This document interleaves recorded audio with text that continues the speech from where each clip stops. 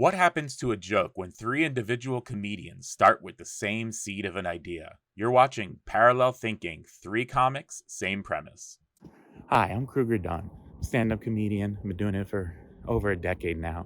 And one thing that comes up year after year is whether some jokes are stolen or if two comedians just had the same idea for a premise called parallel thinking. Here's an example of two comedians that did very similar premises and came out with nearly the same joke. Ask your doctor if Trulicity is right for you. Why is that my job? Like, you're at the doctor's office. Ellen, you seem pretty sick. Got your eye on any good medication you want to tell me about?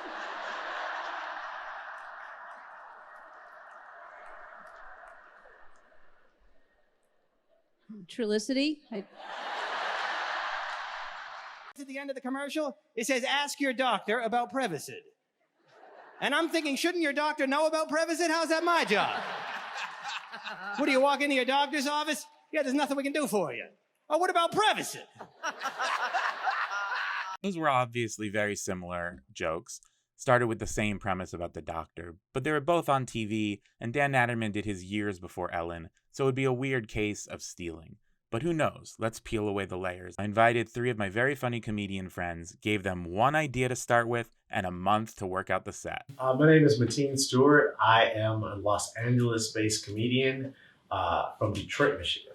Hi, my name is Kayla Esmond. I am from Burleson, Texas. Hi, I'm Justin Mattson. I'm a comedian from San Diego, living here in LA. I started in New York. I would describe my comedy style as TED Talk cupcake with dick joke sprinkles. My comedy styling is just a bitchy old Southern lady where the baptism didn't take. Charming. I did a lot of one-liners starting out. Now I'm kind of branching into Storytown. Okay. Ready? Yep. What it feels like when someone lets you go in front of them in line. What it feels like when someone lets you go in front of them in line. It's like you hit the lottery. What it feels like when someone lets me go in front of them in line. Okay. Oh, well, it just came right then, so this will be a good joke. Flashbacks to all the times I've been in line, and there's a lot of them. So right now my brain's turning about what were lines, and I'm thinking about line situations. Walk us through some of those. Yeah, so like Apple Store, Disneyland, theme parks. I always think like, what is this person up to? Do they want to? What is their ulterior motive? Oh, that's a hard one because I'm so Southern now, it's almost rude. I'm like, how dare you? No, I'm here to do favors for you. Now I'm digging hard candies out of my purse. All right, so we're already going in a direction. Good. Well, I've got a viewpoint. That's a good start. Like puns about like line of cocaine, and stuff like that. I'm thinking about other types of lines. Obviously, there's like the reverse of that of what I hate when someone else cuts in line. It's like there's a lot of rants. You could do angry rants about those cutters. And then you could take a moral high ground and do like a soapboxy thing about how I like to give up my space in line for the children. And usually it happens when I have one item at a store and there's a person with like 1,000 items and they go, oh yeah, you can go in front of me. And I want that to happen every time. But when it doesn't happen, I'm like, this guy's a fucking asshole. You have 1,000 items. Just let me go in front. But he doesn't owe me that because he was in line before me.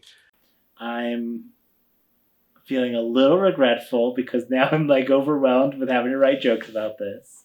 But I feel like I've got a lot of initial ideas that can be groomed.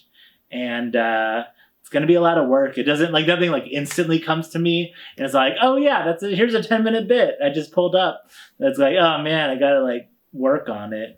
Ugh, which is the worst. Cause now I gotta sit and I gotta think and I gotta, What's the first step? What's the first step in your process you're going to do? That's a good question. So the first step of my process, fear, I think like anxiety and fear is probably the number one thing. I'm definitely going to procrastinate for a while. But then I'm going to realize like an hour before my first open mic, I'm like, oh no, I got to write jokes. And then I'm going to sit down, I'm going to write jokes, and then I'm going to try them out, and I'll be like, oh yeah, that was good. I'm excited for this premise. I like it. So now that the comics have a premise, what's the next step? Well, first you have to generate ideas. Brainstorm, think of an emotional reaction. There's many techniques for that we could get into in another video. After you have the idea, you need to actually write out a joke, or at least the basic premise that you're going to try on stage to flesh out. That's what's known as writing on stage. Then try it out on stage. There's no replacement. Get up on stage and try it. Then repeat from step 1. Go back and edit. Now you're going to see the comedians try their first open mic attempt, and you'll see they're in different venues like bars, comedy clubs, and even a living room. You'll see that a lot in big cities like LA. So check it out. All right, here's the deal. Here's why it made me mad. Here's the honest truth. It made me mad that she was nice to me because she was prettier than me. That's what pissed me off. Because as soon as I see a pretty person, I am creating a narrative as to why I'm a better person than them. That's all I have in this world. Like, you were so funny, and that's rude. Fuck you. It's immoral for you to be pretty and funny. That's not fair. You know, you can be one of 3 things. You get to pick one of 3. You can be nice, you can be funny, or you can be beautiful, and I chose nice, all right? I just can't emotionally handle someone being beautiful and nicer than me. That's fucking up my whole narrative about myself. I have to do this joke tonight, and I still don't have an ending for it. Chivalry is dead. I feel like I always like let the door open for someone, you know, try to be polite. Like, oh, right this way, you know. But people never acknowledge it, and they don't like they just keep coming. They don't like if I see someone, oh, he's got three people max, right? That's the line. If you let more than 3 people in, then like you're done. You know, like then they need to take the ring. It's like a marathon. It's like a rally race. I read baton. Pass the baton. I don't know sports. I've never run. But you know, they run the run thing. You know. But yeah, it's like 3 people. It's like, oh, now you take it. Okay, great. But they don't do that, and then I'll be like 75 people. I'm like, what is it? And like, then people are like, hey, and like they have no arms, you know, like they can't. And like, and then I finally like, I gotta go, Cheryl, come on. And she's like, no, I can't, hold on. And I'm like, wait, Cheryl. And then she's like, no, I hold the door. And like, no. And so I gently, I do like this slow, like I'm gonna shut the, like I'm letting it go. It's like, be ready. And then they can't like, no, and like it's just like in slow motion they die. You know? Sometimes I open the door for lesbians, like because if they're wearing plaid, I didn't like on the side, like if I'm looking like peripheral, it's like I opened the door, I opened the men's room door for someone who identified as a woman, and she didn't appreciate it. I was trying to be nice, and that was racist. I'm sorry. Elevators. If anyone tries to like, oh hey, there's room. Like, no, you don't. There might be width, but there's not depth. You know, there's no like you're like I know the weight limits on these. What is that? A Carringer? I don't know. That's the name of an elevator. I don't know. I just made that up. But yeah, it's like there's no way I'm getting that. Like I want my own elevator. Just gotta wait 2 years. And lifeboats, it's like women and children first. Yeah, because you don't want me on your lifeboat. It's that thing sinking immediately. It's just going, nope. Great for me. I went to a grocery store today. I go to a Mexican grocery store. I'm not racist. It's literally called Vallarta Mexican grocery store. And I walked in there and I saw that there were automatic checkout lines at my Mexican grocery store. And my first thought was like, oh, you're telling me that Mexicans are now taking jobs from other Mexicans? But yes, I went through and I did all my shopping, and I got like what, 2 things, right? And I get there, and it was this lady. She had like 17 things, and we were like the 15 or less item lane. Now I didn't complain because I'm not a snitch, but I realized like my whole like grocery store privilege was ruined because like the one time that there was a guy in front of me that had a bunch of groceries, he let me go in front of him. So now I automatically assume if I have a lesser value of grocery in quantity, well, I mean money too, but like if I have a lesser value, I should be able to go up in front of you. And I was just waiting, and we looked at each other, and she didn't do nothing. And I got mad at this lady, and I shouldn't even got mad at her because, like I said, she owes me nothing, but she should have let me go in front of her.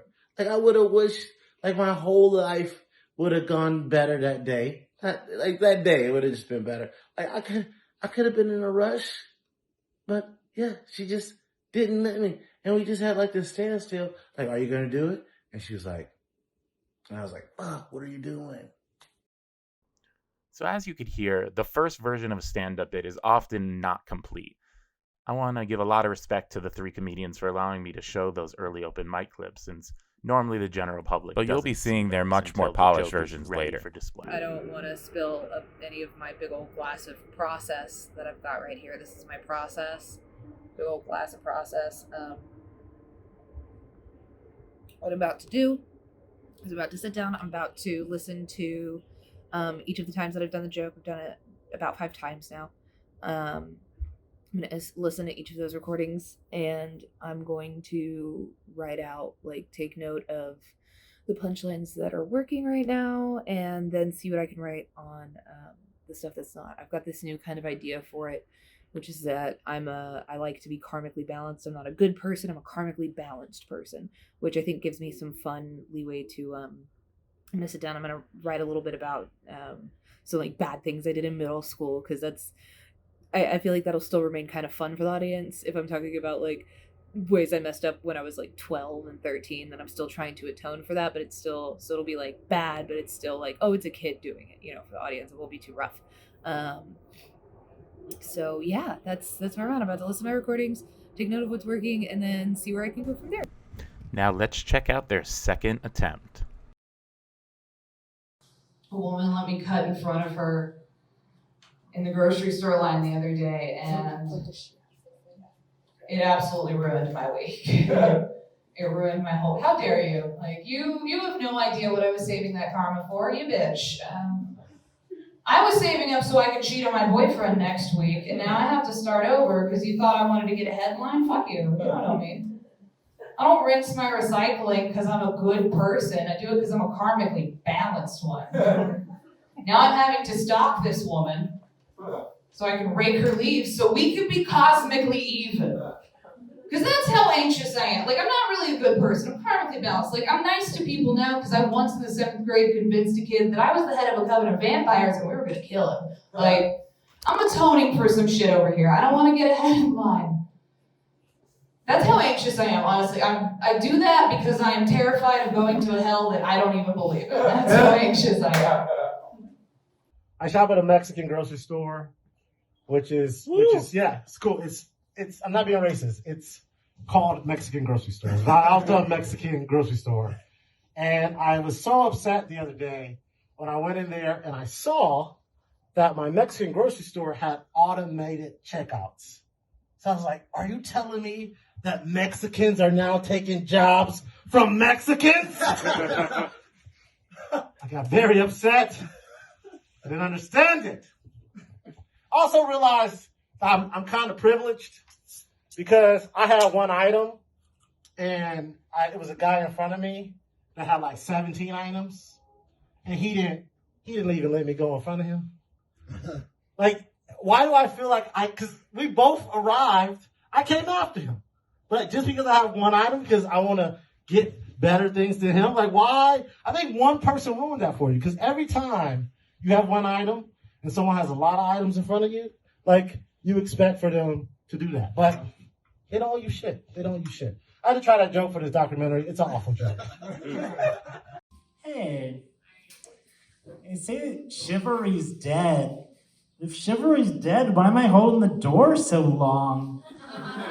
It's like 12 people trying to get through. You get 3. I'm holding the door for 3 people, tops. All right? 4 if it's a double date. All right? If it's clearly a double date, I'll wait for 4. 5 if it's a 5th wheel. If it's a double date and there's someone who's clearly a 5th wheel, feel for them. I've been there. You know? 5 people tops. 6 if it's a bridal party. All right, if they're in dress, they gotta be in dresses. They gotta have one person drunk with a tiara who sashes in the gutter. And he's like, oh, open door. Okay, 6 person, full attire bridal party. I'll open the door, all right? 12 if it's a jury. If it's a jury, I'm talking gavel. I'm talking clearly adjourning, recess time. And it's got to be diverse. None of this 12 angry white men. It's got to be a real jury of American peers. All right? 14 if they're in wheelchairs. If it's an ADA compliant parade and I will open 14 tops. Tops, all right? And then I'm talking 2 Mississippis I'm holding, you know? If you're the 15th wheelchair, you're 3 Mississippis away. I got places to go, buddy, you know? If you don't have arms, I'll wait 4 Mississippis. But I gotta see the shoulder stubs. I gotta know for sure. I gotta see, and you gotta tell me like, oh, I don't have arms. I'm like, okay, oh yeah, of course, I totally understand. I'll wait a 4th Mississippi. And if you can't talk, like you gotta blink into a computer screen, and Siri's gotta tell me. Some kind of, you gotta communicate. I can't be all day, all right?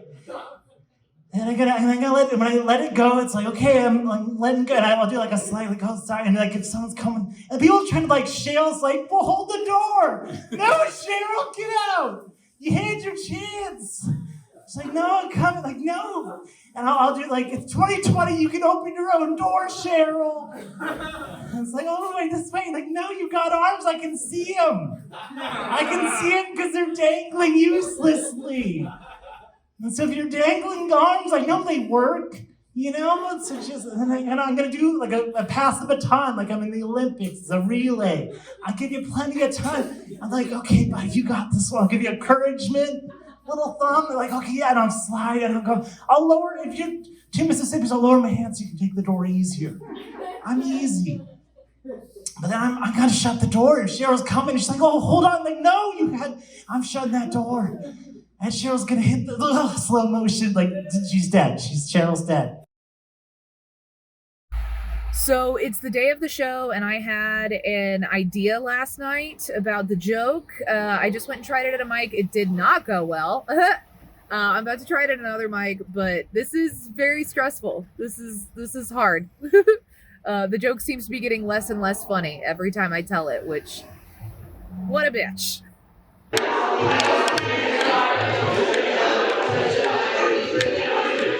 Who are you guys at before this?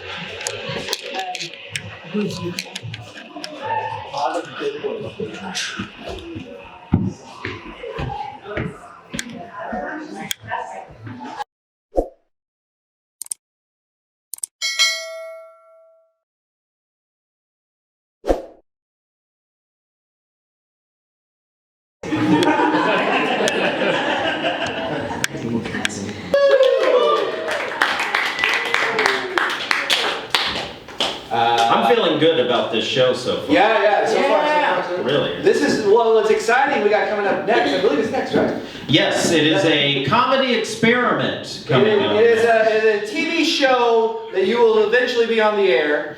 And they're like a pilot test out tonight. I would say that. Is that a fair way to say it? YouTube. Yeah, that's the air. That is the air. It. Yeah, exactly. Nailed it. I should be your manager. I'm promoting this. I like it. This shit's gonna be popular, and you're gonna see the first episode. How about that? There we go. Yeah. You ready for your first comedian? Please give it up for Kayla Esmond, everybody.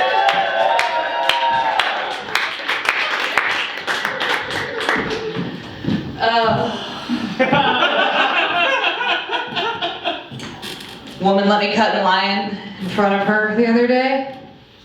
Fucking ruined my whole week. How dare you, you bitch. You don't know what I was saving that karma for. I almost had enough karma saved up to start stealing weed from my roommates. And this bitch is just like, nope, you're cashing it in now to get 3 minutes ahead at fucking Ralph's. No, fuck you. How dare you? I won't have it. Because the thing is, I'm not a good person. I'm a karmically balanced one. I don't rinse my recycling because I'm a good person. I rinse my recycling so I can ignore homeless people when I'm running late. That's where I'm at. I just try to be karmically balanced because I'm very anxious. I'm so anxious that I'm going to go to a hell that I don't believe in. So I really am very anxious. Every day I wake up just like, is today the day to give myself bangs? No, I'm not a good person. And like the thing is, I'm not even like in the green karmically. I'm in the red all the way. Because in middle school, I once convinced a kid that I was the head of a vampire coven and I was going to kill him. So now I make my roommates meals that they don't want. That bitch. Fucking bitch. Here's what really pissed me off about it. Here's what made me angry, if I'm being completely honest with you guys. She was prettier than me. That's what was fucked up about it. Is she looked at me, someone less pretty than her, and she's like, you know what, I'm gonna really rub salt in that wound. I'm nice as well. Fuck you! How dare you? Every time I see a beautiful person, I'm creating a hateful narrative about them in my mind. It's the only way I can exist. You're like, miss, you're so pretty. You definitely talk in movie theaters. You're a terrible person. You're awful. You're gorgeous. You're so pretty. You touch kids. Absolutely. That's what I have to tell myself to survive, or I can't make it in this world. Because you can be one of 3 things. You can be one of 3. You can be pretty, you can be funny, or you can be nice. And obviously I have picked nice, so...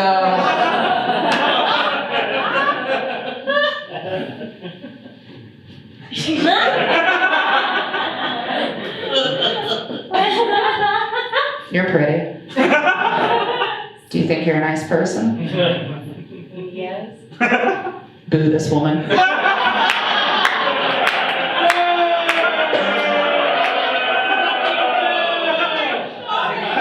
truly, it's immoral for you to be both. That's being nice, that makes you a bad person. You've canceled it out. It's done. We've all ruined our karma by booing her, you guys. Thank you so much for joining me in the pits.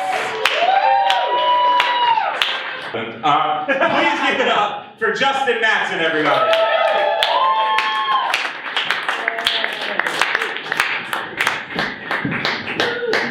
Hey. I like to be chivalrous, so I open the door for people, but 3 tops, all right? I don't have all day, all right? 3, it's a fair number. It's like right about a time. It's like, oh yeah, I'm not nice once, I'm nice twice, I'm like extra nice. I got it. 3, that's fair, right?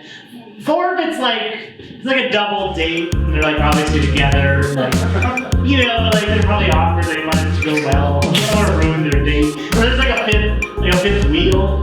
Like okay, I'll let all 5, like that's like, you know, we've all been fifth wheel, it's terrible. I'll let them go through, you know, that's like, 5 people's a lot, right? That's like all you get, right? 6 if it's a bridal party.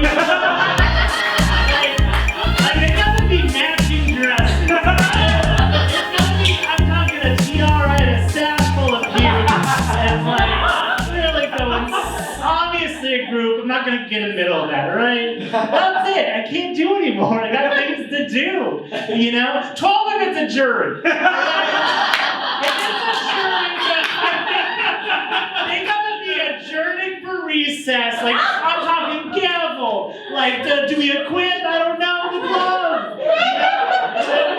That's it. Nothing else. 13 if it's a a baker's dozen. Okay? But that's it, you know? Can't be here all day. So 13's a lot of people. It's like 14 Mississippis? I don't know. 76 of it's trombones. There's 76 trombones, that's it. I can't hold the door all day. It's like one trombone, two. That's a lot. It's a lot, all right? 110 cornets, all right? They gotta be after the trombones. They gotta be close in hand, all right? Yeah. That brings me out to band. Ugh.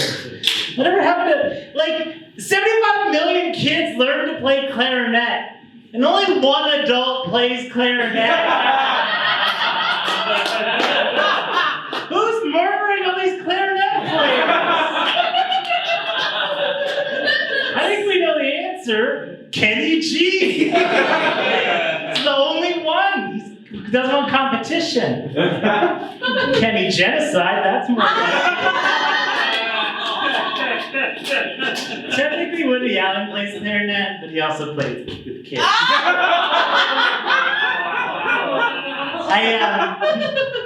I am a temp at work, and I don't have a badge because I'm a temp. So like every morning, there's like a line of people like honking behind me as I try to go to the garage, and like I have to reintroduce myself to the same security guard because he takes it so seriously. He does not remember me. Like, hey, I'm Justin. I'm here to work. Like, name Matson. I've been here 8 years. What are you doing? I'm working. Your kids are Helen and Robbie. How long are you gonna be here? 4 hours? No, 8 hours. I'm like a full time at 8 years. We were at the company picnic. We shared a potato sack. No, who? Wait. Do you have a parking spot? There's no parking. No, I have an assigned spot. There's graffiti. It says Fats and Matson. Okay. I think we're going to keep it rolling. The third guy, also super funny. Please give it up for Mateen Stewart.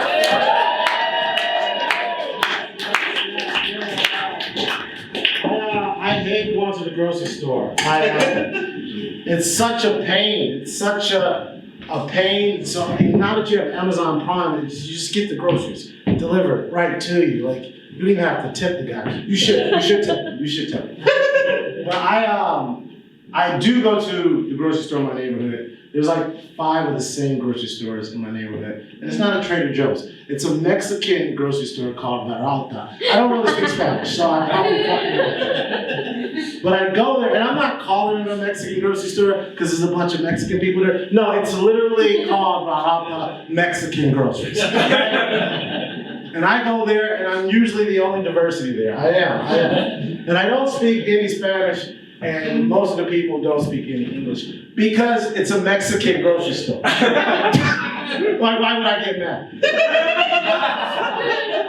Like, who speaks English in this Mexican grocery store? It says Mexican grocery store on the outside, and I want you to speak English. That's stupid. What I do get mad at is that when I walk into my Mexican grocery store, I see self-checkout lines.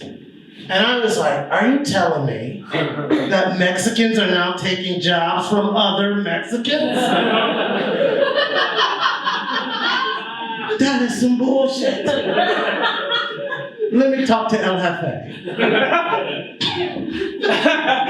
So I refuse to use the self-checkout lines. I refuse. I don't care how long the other lines are. I refuse to use the self-checkout line because I'm not working, okay? I'm not gonna work. But here's the thing. I was at the store, at the Mexican grocery store, and I was buying 2 things. I was buying vodka, and I was buying A&D ointment, okay? Don't judge me, that's what I needed at the time, okay? I had 2 items. And then there was a father in front of me with 7 kids, okay? He had 7 kids. I assume they were his children. They were calling him Poppy, okay? And I looked at him, and he looked at me, and I was like, so what are you gonna do, Poppy? What are you gonna? I looked at him because I thought that he was gonna be like, just go ahead, because that's what happened to me when I was 12 years old, when I was buying my mother mommy diapers. That's what we call sanitary napkins in my house. This little old lady saw me, and I was so embarrassed. And I don't know why I was embarrassed. They're not for me. And she was like, go ahead, son. And I was like, oh, that's so nice of her. She had more items than me, and she let me go ahead. And she ruined me for life.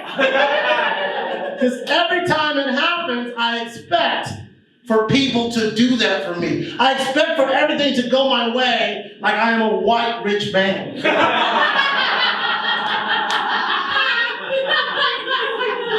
And it doesn't. But the reverse of that is when I have more items, I always forget the person behind me. And I'm like, not today. Like I am also a white rich man. All right, that's Tia Stewart. Thank you.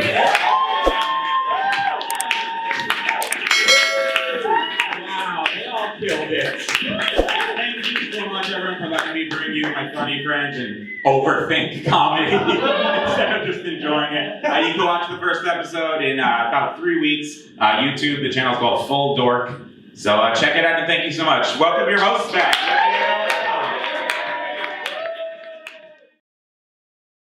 Wait. Dean, how do you feel? I feel good. I feel good. I was a little nervous coming into it. I mean, because it is like comedy without a net. I did try this 3 times, but it was like in an open mic setting. I didn't really do it at a show, and it was like, oh, now I'm going to do it in front of people, and they might laugh and they might not laugh. But So you feel better now that you got a lot of laughs? yeah, I mean that's always the case. But now I'm like, they laughed a little too hard. I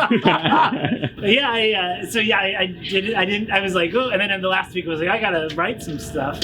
So then I did some mics and I did some like freak outs, and I was looking in the mirror, I'm like, you got this. And then I was really nervous, but then luckily I've been doing a couple sets, and then like I totally forgot that a week ago I had other jokes that I totally forgot, and like on the way here I looked at the video again. I was like, oh, that's like way better than I've been doing for the past 4 days. And so I went back and I kind of changed my whole set list. And I had like Going with your initial instinct.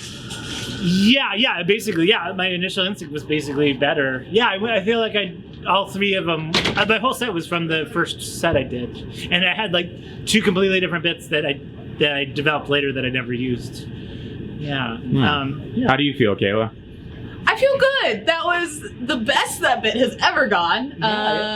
It's going to be funny, I think, for you, especially to watch the set that I did like 2 hours ago doing this joke, because it is vastly different. There was a lot of that I was like, just once the pressure and the nerve set in, like I've been consistently working on this joke. But it was like once the pressure set in, I started to have all these ideas. Bring the audience around, that was like That was so funny. I've never done that before. I know. But it was such good timing and everything. And I wasn't expecting them to honestly boo with me, and that was so funny to me. And like I'd never done the just like I just kind of like try to get in the mindset of being calm and just like sitting in the jokes. And that's where a lot of the like playing with the audience came from, and I think that made it better. I did it in a class setting because I'm taking like a writing class, and I had never thought about the opposite. And then 2 days ago, one of the guys was like, you should think about how it is to be the person that's in front. I like it. Yeah, because I was like, oh wow, that's another juxtaposition that I can play on. Because when you're always that person, your first instinct is to look back. But I don't know if you do it. Like it's like holding the door for somebody. Yeah. It's the same idea. Still there. Yeah, he's still there. I had an experience. I was trying to work in. I dropped it, but it was my birthday, and I went to Baskin Robbins, and like there's like a family in front of me with like 8 kids, and they tried literally like there's 31 flavors. They tried at least 32 flavors. They I'm not even gonna. Every single kid asked for 31 Can I try the samples. milk? Yeah, and there was one person working with them. Oh Lord. Yeah, it was. I have a basketball story that's not camel. Oh my gosh. Ooh, what happens? It's cold out here. So there you have it, experiment concluded. I can't really say for certain whether the Ellen joke was stolen or parallel thinking or none of the above. She probably had writers for that special, maybe one of them saw it, maybe it's just the type of thing you notice at the end of a commercial. We'll continue to do experiments with that in future episodes, hopefully, if clubs ever open up again. In the meantime, I think all 3 of our comedians did a great job with their set. I can't complain at all. They only had 1 month, which is not a lot of time to put together a 3-minute set. I'd say on average, the average comedian gets about 1 good minute. I mean, good minute. We all write a ton. Maybe we want to claim it, but 1 good minute a month. So developing even 3 new minutes and they all had a really good set is really impressive. I want to thank each of them for doing it. And we can see that each of them started with the same premise of the grocery store being let in line. And it really went way different. All 3 of them went there. Kayla took a negative tone with it, where she felt guilty about doing it, and then had the crowd work mixed into her set. Mateen also kind of took a negative tone, but in that he was poking fun at himself for being entitled over it. And then Justin went with the I'm a full pushover, let me hold the door, and it wasn't even close to the other sets. So there you can see how one premise changes so drastically based on style, persona, POV. Check out other Full Dork videos if you want more depth and detail into the actual crafting of stand-up. This one, we're doing a specific experiment. And thank you all so much for watching. If you could hit the subscribe button and the bell, and honestly, you know what, all that stuff you will beg for, the thumbs up, it really does help the channel and it helps spread comedy. But if you could just tell one friend, after you watch this, if you like this, and you're still watching at this point, so I hope you enjoyed it at least a little bit, just tell one friend to check it out, and that would really mean the world to me. Check us out on Discord down below if you just want to chat, hang out with the comedians. All 3 of the Kayla, Justin, and Mateen, I believe, are all on there. And thanks so much for checking it out. Have a wonderful day. I need a better sign off. Keep joking, no. Plant those jokes, no. Work hard, no. Be funny, be nice.